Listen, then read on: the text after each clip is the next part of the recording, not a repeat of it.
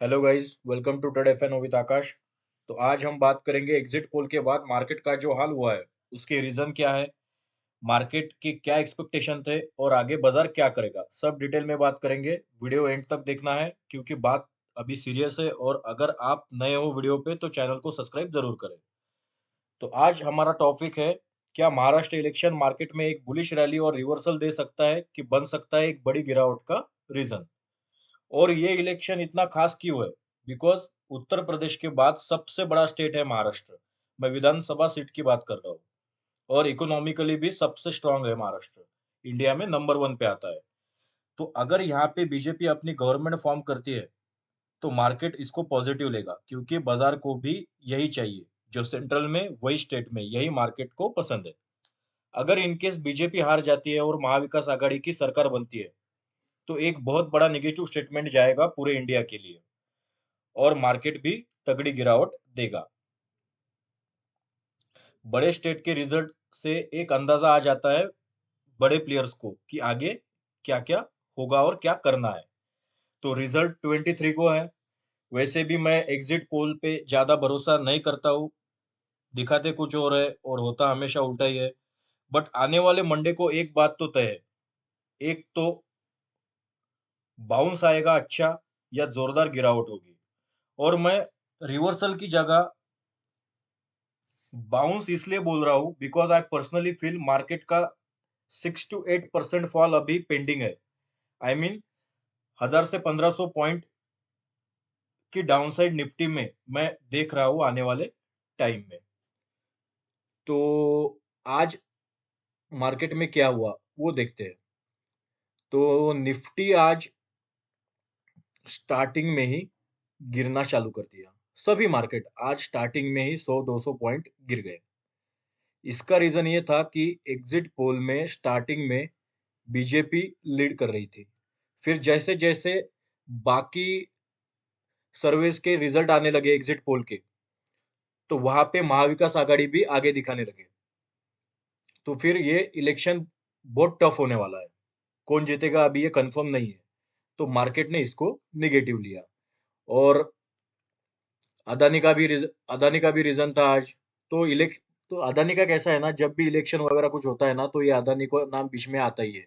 ये एलिगेशन वो एलिगेशन, तो ये तो चलता ही रहता है और बाद में इनको क्लीन चिट ही मिलती है क्योंकि गवर्नमेंट ही उसके साथ है तो उसको क्या ही होने वाला है।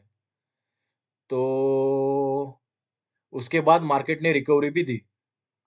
तो निफ्टी जैसे ही हमने बोला था कि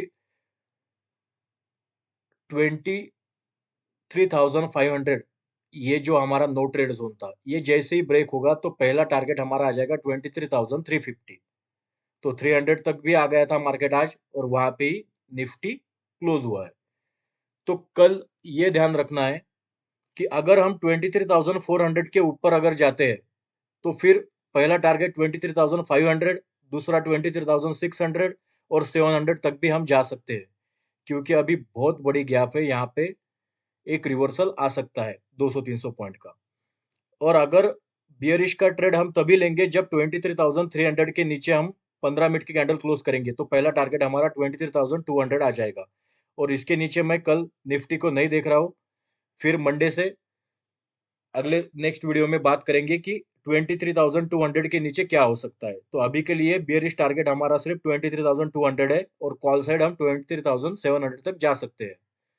फिन निफ्टी की बात करेंगे तो फिन निफ्टी की हमारी जो रेंज थी 23,150, तो आज यही से फिन निफ्टी ने अच्छा सपोर्ट लिया। 200-250 पॉइंट की रैली भी हुई और एक बुलिश क्लोजिंग भी बोल सकते हो आप कि अच्छी क्लोजिंग है फिन निफ्टी की। अगर हम कल 23,300 के ऊपर अगर 15 मिनट सस्टेन करते हैं तो फिर 23,400 और 400 के बाद 700 तक की फिन निफ्टी में रैली हो सकती है। तो ये ध्यान रखना है, 700 तक फिन निफ्टी जा सकता है। और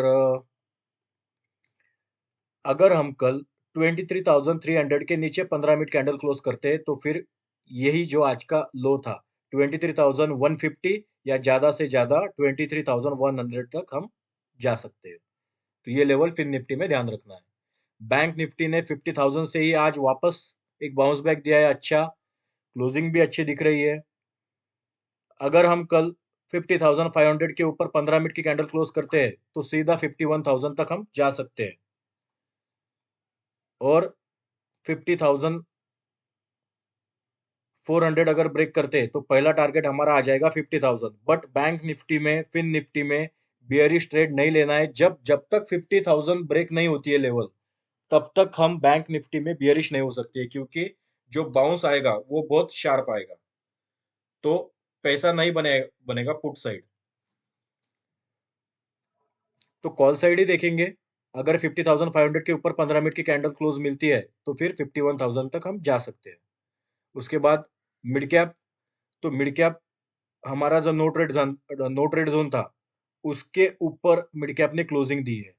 तो अगर कल हम 12,200 के ऊपर अगर जाते हैं तो फिर पहला टारगेट 12,250, 250 के बाद हम क्वांटिटी बढ़ा सकते हैं, तो फिर 350, 450 तक भी मिड कैप जा सकता है। और डाउन साइड हम तभी देखेंगे जब मिड कैप 12,050 अगर ब्रेक करता है और क्वांटिटी बढ़ा के काम करेंगे 12,000 के नीचे, फिर 400-500 पॉइंट का फॉल आराम से मिड कैप में आ सकता है। तो ये भी लेवल ध्यान रखना है मिड कैप में। कल सेंसेक्स की एक्सपायरी है, तो सेंसेक्स में कल आज 9:30 से सेंसेक्स 3:30 तक पूरा साइडवेज था।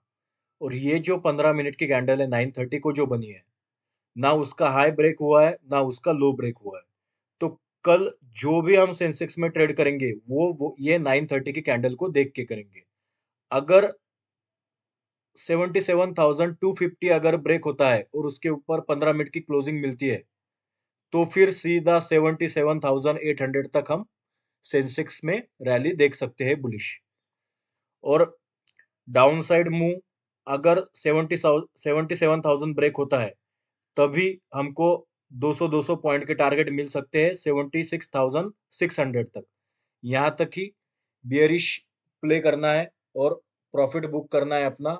इसके नीचे कभी भी बाउंस बैक आ सकता है, तो यहाँ तक ही हम पुट साइड ट्रेड देखेंगे 76,600 तक। और फिर हम घूम फिर के आते हैं कि जो अभी हॉट टॉपिक चालू है, रशिया यूक्रेन वॉर। तो अभी इनका वॉर सीरियस हो रहा है और सीवियर भी।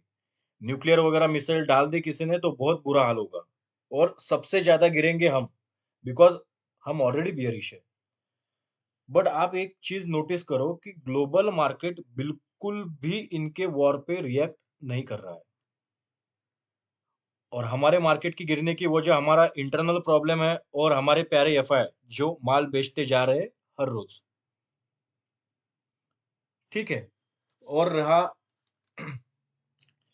इलेक्शन रिजल्ट की बात, तो एक ये भी बात है मैं आपके साथ शेयर करना चाहता हूँ कि मैंने लास्ट 4 टर्म्स का महाराष्ट्र इलेक्शन का डेटा चेक किया है।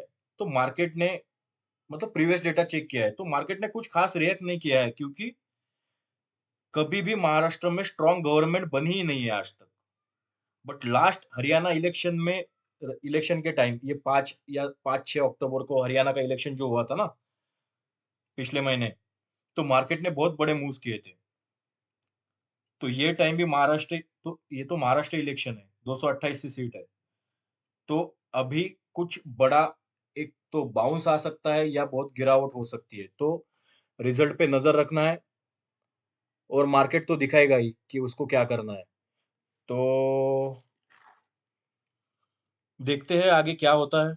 और बाकी हम कुछ कर तो सकते हैं नहीं। तो यहीं पे करते हैं हमारा डिस्कशन का एंड। वीडियो को लाइक शेयर जरूर करें और चैनल को सब्सक्राइब करना ना भूलें। मिलते हैं अगले वीडियो में। Thank you so much guys.